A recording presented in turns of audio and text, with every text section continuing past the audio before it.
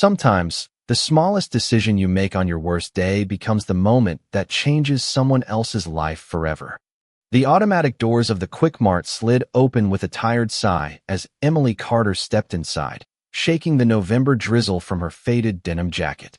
The harsh fluorescent lights painted pale shadows across her exhausted face, making the dark circles beneath her blue eyes impossible to hide. In her right pocket rested a single $1 bill, folded so many times it had become soft around the edges. It was the last dollar she owned until Friday. 3 days away. 3 days that suddenly felt like forever. Her stomach reminded her she hadn't eaten since breakfast, but she ignored it the same way she ignored the ache in her feet after finishing an 8-hour shift cleaning offices across downtown Chicago. She walked slowly past the shelves, calculating every possibility with the precision only poverty could teach. A loaf of discounted bread, a cup of instant noodles, a carton of milk for Lily. Every choice meant giving up something else. At the end of aisle 4, a bright display of colorful scratch tickets caught her attention. She almost smiled when she remembered what her 6-year-old daughter had whispered that morning before school. "Mom, if you ever see a lucky ticket, maybe we should try just once. Grandma always said hope doesn't cost very much." Emily had laughed then, gently brushing a loose strand of blonde hair away from Lily's face. "Hope may be free, sweetheart," she had answered softly, "but tickets aren't." Yet those innocent words refused to leave her mind. She reached into her pocket and slowly unfolded the worn dollar bill. $1 could never solve their problems. It wouldn't pay the overdue rent notice sitting on the kitchen table. It wouldn't refill Lily's asthma inhaler next month. It wouldn't fix the heater that rattled all night inside their tiny apartment. But for one impossible second, she allowed herself to imagine something different. Not millions. Not mansions. Just enough to breathe again. Behind the register, the elderly cashier smiled kindly. "Long day?" she asked. Emily nodded with a quiet smile that never quite reached her eyes. "You could say that." She placed the single dollar on the counter. "One Lucky Star scratch ticket, please." The cashier reached toward the display. At that exact moment, the entrance chime rang again. Heavy footsteps approached with calm confidence, followed by the faint scent of cedar and expensive cologne. Several customers glanced over instinctively. The tall man wore a charcoal overcoat tailored perfectly across broad shoulders, his silver-threaded dark hair damp from the rain outside. Everything about him suggested quiet success rather than flashy wealth. He stepped beside Emily just as the cashier lifted the ticket from the rack. His calm blue eyes settled on the small rectangle between the cashier's fingers. Then, in a voice so steady that it somehow silenced the entire checkout line, he said, "I'm sorry, that's mine." Emily blinked once, certain she had misheard him. Her fingers remained resting lightly on the edge of the counter while the cashier froze, the colorful scratch ticket suspended between two uncertain hands. For several long seconds, nobody spoke. Even the steady hum of the refrigerators seemed quieter. The cashier looked from Emily to the well-dressed stranger. "I am sorry," she said carefully. "Which one of you asked for it first?" The man kept his expression calm. "I requested the Lucky Star ticket when I walked in." His voice carried no anger, only quiet certainty. Emily immediately stepped back. "If there is any confusion, he can have it," she said softly before anyone could argue. "It is only a ticket." The cashier frowned. "Ma'am, I thought you asked first." Emily offered a small, tired smile that somehow carried more grace than disappointment. "Then maybe I misunderstood. It is all right." She reached toward the dollar bill still lying on the counter. "May I just have it back?" The cashier hesitated, clearly uncomfortable. Behind them, a middle-aged customer folded his arms. "Come on, it is one scratch ticket. Somebody buy another one." Another shopper quietly muttered that people always found reasons to argue over money. Emily lowered her eyes, wishing she could disappear before strangers. Decided who deserved sympathy. The man studied her face for the first time. She did not look angry. She did not plead her case. She did not accuse him of cutting in line. She simply looked exhausted. Rainwater still clung to the loose strands of blonde hair around her face. Her jacket sleeves had been carefully stitched where the fabric had torn. The canvas shoes she wore had once been white, but now carried months of careful repairs. Yet despite everything, she stood with quiet dignity, as though protecting the little pride life had not managed to take away. "Keep the ticket," he finally said. Emily looked up in surprise. He shook his head once. If you asked first, then you should keep it. She gently shook her head in return. No, thank you. I would rather leave than argue over $1. She picked up the folded bill and slipped it back into her pocket. Have a good evening. Without another word, she turned toward the exit. The automatic doors slid open, allowing another burst of cold November air to sweep through the store. Before she could take another step, the cashier suddenly called out, "Wait." The older woman glanced toward the small security monitor mounted above the register. This system records audio too. She pressed a few buttons, rewinding less than a minute of footage. Everyone waited in silence. The tiny screen showed Emily approaching the counter alone. Then her voice played clearly through the monitor speakers. "One Lucky Star scratch ticket, please." 2 seconds later, the entrance chime sounded. The tall stranger walked through the doors after the cashier had already reached for the ticket. Nobody moved. The cashier slowly looked back at the man. "Sir," she really did ask first. A faint flush crossed his composed face. He exhaled almost silently before meeting Emily's eyes again. "Then I owe you an apology." Emily smiled with gentle kindness instead of triumph. "There is nothing to apologize for. We all make honest mistakes." Those simple words landed with unexpected weight. Alexander Brooks had negotiated billion-dollar acquisitions without losing his composure. He had watched seasoned executives fight over contracts worth more than entire neighborhoods. Yet this woman, who had almost nothing, had chosen peace over being right. For reasons he could not explain, he found himself unable to let her walk away. Alexander reached into the inside pocket of his overcoat and placed a crisp $100 bill on the counter. "Please give her the ticket," he said quietly. Emily immediately stepped back. "No." The single word surprised everyone, including Alexander himself. He looked at her with polite confusion. "It is only $1." Emily slowly shook her head. "That is exactly why I cannot let you pay for it. If I accept something I did not earn today, tomorrow it becomes easier to accept something bigger. I promised my daughter I would always solve our problems honestly." Her answer settled over the checkout line with unexpected weight. The cashier looked between them, unsure what to do. Alexander smiled faintly for the first time that evening. "Then allow me to apologize another way." Emily hesitated. "Buy your own ticket," she replied gently. "Maybe today is your lucky day instead of mine."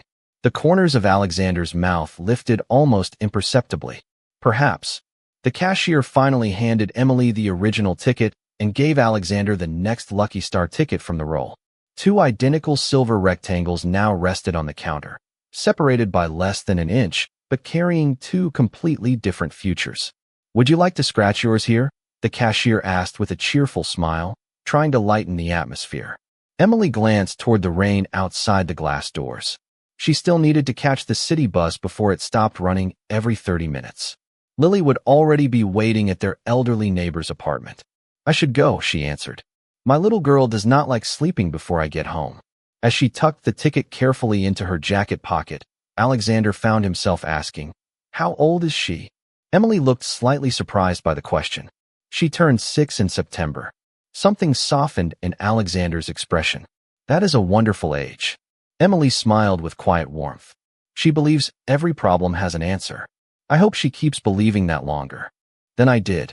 She nodded politely to the cashier before walking toward the exit. The automatic doors opened once more, carrying in another swirl of cold air before closing behind her. Alexander stood perfectly still, watching her disappear beneath a small blue umbrella that barely protected her from the steady rain. He realized he did not even know why he was still standing there. Board meetings waited. Investors expected him across town within the hour. Yet somehow the conversation with a stranger had become the most meaningful part of his day. "Sir," the cashier interrupted with a friendly grin. "You might want to see whether luck picked your side after all." Alexander looked down at the scratch ticket in his hand. "I almost forgot." She handed him a coin. Several customers lingered nearby, curious after witnessing the unusual exchange. Alexander slowly scratched away the silver coating. One symbol appeared, then another. The cashier leaned forward. Her eyes widened. "Do not stop," she whispered. He continued revealing each symbol one at a time. The small crowd gathered closer. A young college student quietly pulled out his phone but lowered it again, sensing the moment deserved respect rather than attention. The final square disappeared beneath the edge of the coin. Silence filled the store. Then the cashier covered her mouth with both hands. Oh my goodness. Her voice trembled. Sir, I think you just won the grand prize. Nobody spoke for several heartbeats. Alexander stared at the ticket without excitement, almost as if he had forgotten what money meant. Instead, his eyes drifted back toward the rain-soaked parking lot where Emily had already disappeared into the gray Chicago evening. The only thought that crossed his mind was strangely simple. If she had not walked away with such grace, this ticket would never have been in his hand. The cashier carefully scanned the ticket again, then a second time, as though the machine itself might suddenly change its mind. Each identical confirmation seemed to make the silence inside the store even heavier. Finally, she looked up, her hands still trembling slightly. Sir, this is the top prize. Alexander glanced at the display without excitement. The number meant very little to him. Money had stopped being surprising years ago. What unsettled him instead was a thought that refused to leave his mind. Less than 2 minutes earlier, that ticket had almost belonged to someone else. Congratulations, one customer said quietly. Another smiled and clapped politely. Someone joked that luck always found the people who already had everything. Alexander barely heard them. His attention remained fixed on the rain-covered parking lot beyond the glass doors. He could still picture the young mother disappearing beneath her small umbrella without looking back even once. She had surrendered the possibility of changing her life with remarkable peace. Not because she lacked hope, but because she refused to sacrifice her dignity for it. Sir, the cashier asked gently, would you like me to start the claim paperwork? Alexander blinked as though waking from a distant thought. Yes, of course. While she printed several forms, he reached into his wallet and quietly handed every customer in line a $100 bill. Please buy whatever you came for, he said simply. Tonight should be a good evening for everyone. The customers stared at him in disbelief. One elderly veteran tried to refuse, but Alexander smiled. Please, let me enjoy the moment. Even after distributing the money, his expression remained thoughtful instead of celebratory. When the paperwork was complete, he signed it almost automatically before folding the winning ticket into his wallet. As he stepped outside, the cold air carried the scent of wet pavement and distant traffic. His black sedan waited beneath the streetlight. Before the driver could open the rear door, Alexander asked, did you happen to notice which direction the woman walked? The driver looked surprised. The young mother? Alexander nodded. She caught the number 22 bus about 3 minutes ago. Alexander looked toward the intersection where the bus had already disappeared. He stood silently for several seconds before entering the car. During the drive downtown, the city lights blurred across the rain-speckled windows. His phone vibrated, repeatedly with messages from board members asking where he was. A billion-dollar acquisition meeting had already begun without him. Normally, he would never arrive late. Yet tonight his thoughts kept returning to a woman whose name he had never learned. Back across town, Emily climbed aboard the nearly empty city bus and settled into a seat near the back. She slipped the untouched scratch ticket from her jacket pocket and studied it beneath the dim overhead light. She smiled to herself before placing it carefully inside her worn wallet without scratching it. An elderly passenger sitting across the aisle noticed. Not curious? He asked with a friendly grin. Emily laughed softly. Very curious. Then why wait? She looked out the rain-covered window as neighborhoods slowly rolled past. Because my daughter picked this ticket with me in mind. Her smile grew warmer. If there is any luck inside it, I want her little hands to be the first to discover it. The old man chuckled gently. That sounds like something my wife would have said. Emily rested her head lightly against the cool glass. Outside, the rain continued falling over Chicago, washing the streets clean while two strangers carried home 2 different scratch tickets. One had already revealed a fortune. The other remained hidden beneath a thin layer of silver, waiting quietly for the smallest pair of hands to uncover whatever destiny had decided to leave behind. Alexander arrived at Brooks Capital nearly 40 minutes late, something that had not happened once in the 12 years since he became chief executive officer. The conference room overlooking the Chicago skyline fell silent as he entered. Financial projections filled the massive screen. Lawyers waited beside polished oak tables. Investors exchanged puzzled glances. His chief financial officer quietly slid a folder toward him. We are ready whenever you are. Alexander opened the folder, but found himself staring through the pages instead of reading them. Numbers that usually commanded his complete attention blurred together. Revenue, acquisitions, growth forecasts. None of them explained why the image of a tired young mother refusing charity refused to leave his thoughts. Finally, he closed the folder. Reschedule the final vote until tomorrow morning. Several executives looked genuinely shocked. Tomorrow, one board member asked. The overseas partners are already waiting. Alexander nodded calmly. Then they can wait one more night. Without another explanation, he stood, apologized for the inconvenience, and left the room before anyone could question him further. Meanwhile, on the other side of the city, the number 22 bus stopped beside a weathered brick apartment building. Emily stepped carefully onto the wet sidewalk, pulling her jacket tighter against the chilly evening wind. The hallway smelled faintly of old wood and fresh coffee. Apartment 2B stood half open. Before she even reached the doorway, a little girl with bright blue eyes rushed toward her. "Mom!" Lily wrapped both arms around Emily's waist with all the strength a 6-year-old could manage. Emily laughed softly and hugged her back. "There is my favorite person." Mrs. Evelyn Harper, the retired schoolteacher who lived next door, smiled warmly from the tiny kitchen table. "She has been watching the hallway every 5 minutes." Lily looked up with complete seriousness. "I wanted to make sure the rain did not keep you." Emily kissed the top of her daughter's head. "The rain tried, but I won." She thanked Mrs. Harper for babysitting before reaching into her purse and placing 2 homemade blueberry muffins onto the older woman's table. "You did not have to bring me anything," Mrs. Harper protested. Emily smiled gently. Kindness should always travel both directions. After saying goodnight, Emily carried a small grocery bag into the apartment. Lily immediately noticed how light it was. "Did they run out of bread?" she asked innocently. Emily hesitated for only a heartbeat before smiling again.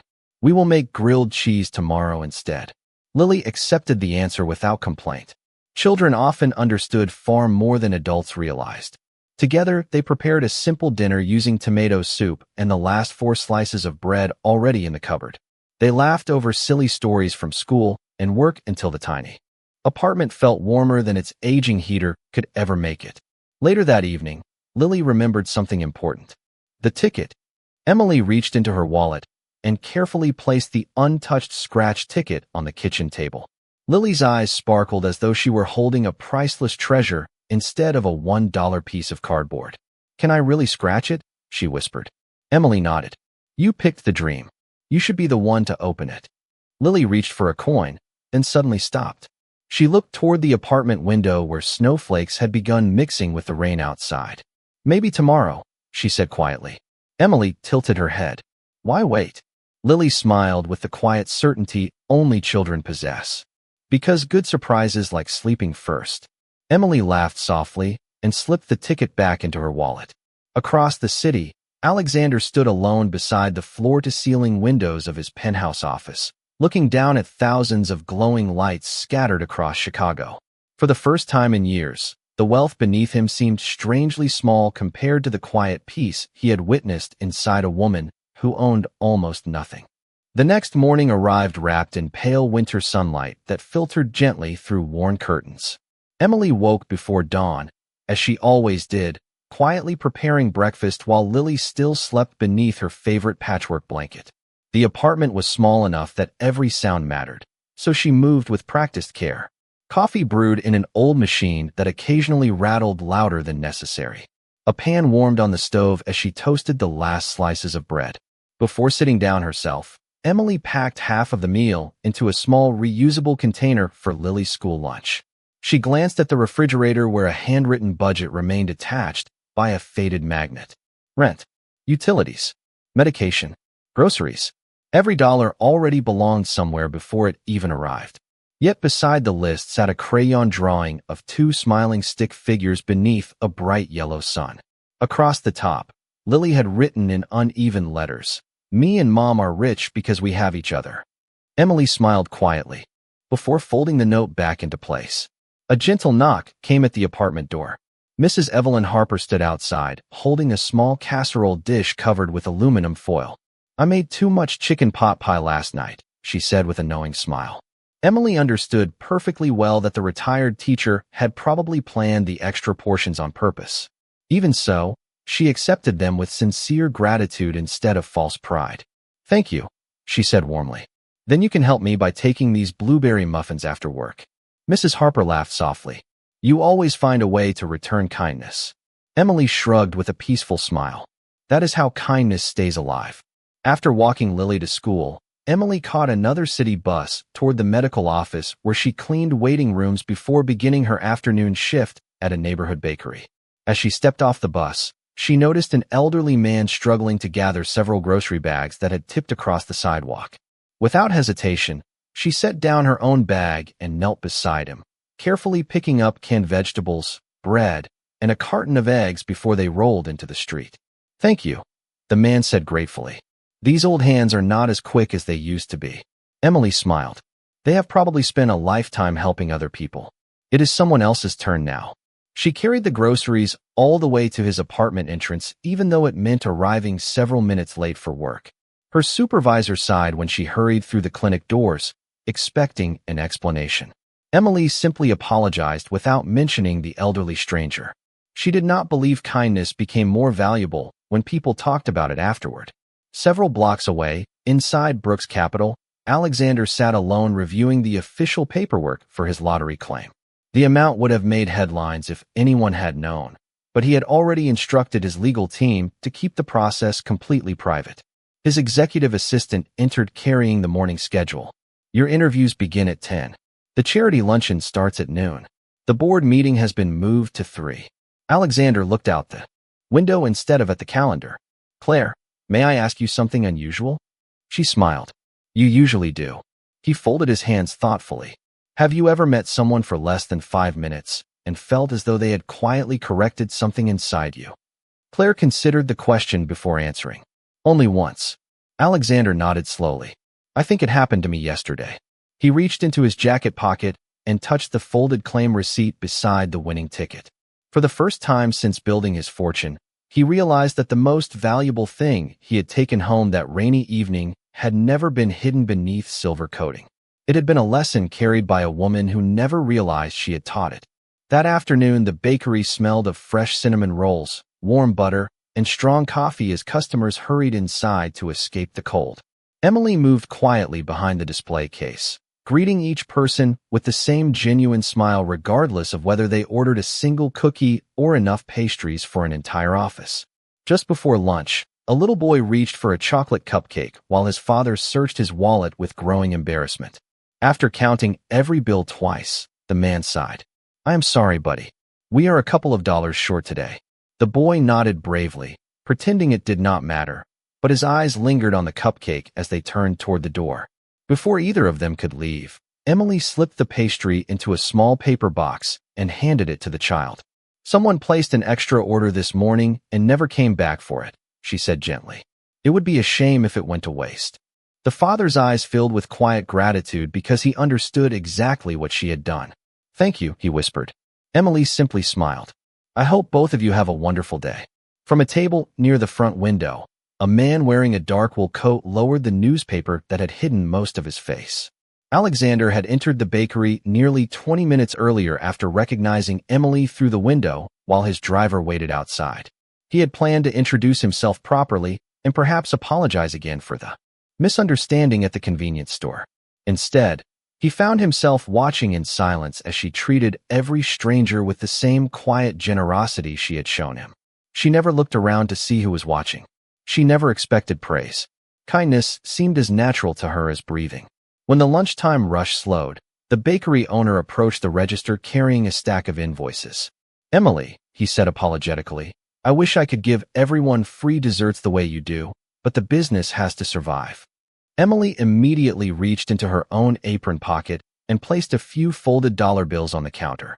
"Please take it from my paycheck." The owner frowned. "You already work harder than anyone here." Emily shook her head with a peaceful smile. "Then let me work a little harder tomorrow." Alexander felt something shift inside him. He had spent years studying business strategies, market trends, and investment opportunities, believing success could always be measured by numbers. Yet no balance sheet had ever explained why a woman struggling to pay rent would quietly spend her own money so a little boy could smile on an ordinary Tuesday. After Emily finished her shift, she walked toward the nearby elementary school where Lily waited outside with a backpack nearly as large as she was. Mother and daughter embraced before beginning the walk home hand in hand. Alexander instructed his driver to remain several car lengths behind, careful not to intrude. As they passed through a small neighborhood park, Lily looked up excitedly. "Mom, can we scratch the ticket tonight?" Emily laughed softly. "I think tonight feels like the right night." Lily squeezed her mother's hand. "Even if we do not win, it was still fun dreaming together." Emily looked down with proud eyes. "Dreams are never wasted, sweetheart. Sometimes they change us before they ever change our lives." Alexander watched them disappear around the corner beneath the golden light of the setting sun, unaware that those simple words were about to lead him toward a discovery neither of them could possibly imagine. That evening, the tiny apartment glowed with the soft yellow light of an aging kitchen fixture while snow drifted quietly beyond the window. Lily climbed onto a chair beside the table, carefully placing the scratched ticket in front of her as though it were something precious. Emily sat across from her with 2 mugs of warm cocoa, smiling at the excitement shining across her daughter's face. "Are you ready?" Emily asked. Lily nodded eagerly before picking up a lucky penny she had carried since losing her first baby tooth. "Grandma said this penny always finds good surprises," she whispered. Emily laughed softly. "Then let us see if Grandma was right." Lily slowly scratched away the silver coating one tiny section at a time. Neither of them expected very much. The little girl was smiling long before any numbers appeared because, for her, the moment itself was already a gift. They checked the symbols together exactly as the instructions explained. Emily compared them once. Then she compared them again. Her smile slowly faded into quiet confusion. "Sweetheart," she said carefully, "I think we should look at this one more time." Lily leaned closer. "Did we win?" Emily reached for her phone and searched the state lottery website. Her hands trembled slightly as she entered the ticket number. The loading circle seemed to spin forever before the official result appeared on the screen. Emily covered her mouth. It was not the grand prize. It was a modest amount, enough to pay several overdue bills, refill Lily's asthma prescription, and keep their apartment for another month. Tears gathered in her eyes before she quickly smiled so her daughter would not mistake them for sadness. Lily threw her arms around her. "Mom, we really got a miracle." Emily hugged her tightly. "No, sweetheart. We received breathing room. Sometimes that is an even greater gift." At almost the same moment, across the city, Alexander sat alone inside the private library of his family's historic home. Unable to stop thinking about Emily, he had asked his longtime assistant to gather public information using only the details he knew from the bakery payroll records that were available through a charitable partnership Brooks Capital sponsored with several neighborhood businesses. A slim folder rested on the polished wooden desk before him. There was very little inside. Emily Carter, age 27, widowed 3 years earlier, mother of 1 daughter, 2 jobs, no debts beyond ordinary living expenses, no lawsuits, no criminal record, no requests for public assistance beyond temporary medical support after her husband's passing. Alexander closed the folder, but a small newspaper clipping slipped onto the floor. He bent down to retrieve it. The article was almost 7 years old. It described how an elderly woman had collapsed on a downtown sidewalk during a summer heat wave. Before emergency responders arrived, a young college student had remained beside her, called for help, and stayed until family members arrived. The student's name appeared near the bottom of the article. Emily Carter. Alexander's heartbeat slowed. He unfolded the clipping completely and noticed a handwritten note across the back in elegant cursive. It belonged to his late mother. "Find the young woman with kind eyes. I never learned her last name, but one day I hope life returns to her the kindness she gave me." Alexander remained perfectly still. He remembered that afternoon vividly. His mother had often spoken about the stranger who refused any reward before quietly disappearing into the crowd. He had spent years believing they would never know who she was. Now the answer rested in his hands. The woman his mother had never forgotten was the same woman who had quietly walked away from a $1 misunderstanding without asking anyone for anything. Outside, snow continued falling across Chicago, covering busy streets with peaceful white silence while two lives that had unknowingly crossed years before prepared to meet again, this time with the truth finally ready to reveal itself. 1 year later, the same Quick Mart stood beneath another gray November sky, its familiar entrance welcoming people escaping the cold exactly as it had on the evening everything quietly began. Emily Carter pushed open the automatic doors wearing a navy blue coat instead of the faded denim jacket she once stitched together herself. It was elegant but simple, the kind of clothing chosen for comfort rather than attention. Lily, now 7 years old, skipped beside her carrying a backpack decorated with bright stars. Life had changed, but not because of a miracle. The modest lottery prize had given Emily enough breathing room to accept an opportunity instead of merely surviving each day. After Alexander revealed the truth about his mother and offered her a position helping expand the Brooks Foundation's neighborhood outreach programs, Emily had accepted only after making one condition perfectly clear. She would never receive special treatment because of their shared history. She wanted to earn every promotion exactly as she had earned every dollar before it. Alexander respected that immediately. Over the following months, Emily transformed the foundation into something deeply personal, creating scholarship funds, emergency rent assistance, and medical support programs inspired by the struggles she understood better than any executive report could ever describe.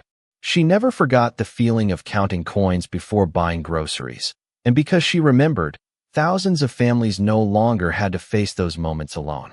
Alexander often attended foundation events, but he always stood quietly in the background while Emily spoke with volunteers and families. The newspapers frequently called him the generous billionaire behind the programs, yet he knew the truth. Money had built the buildings. Emily had filled them with humanity.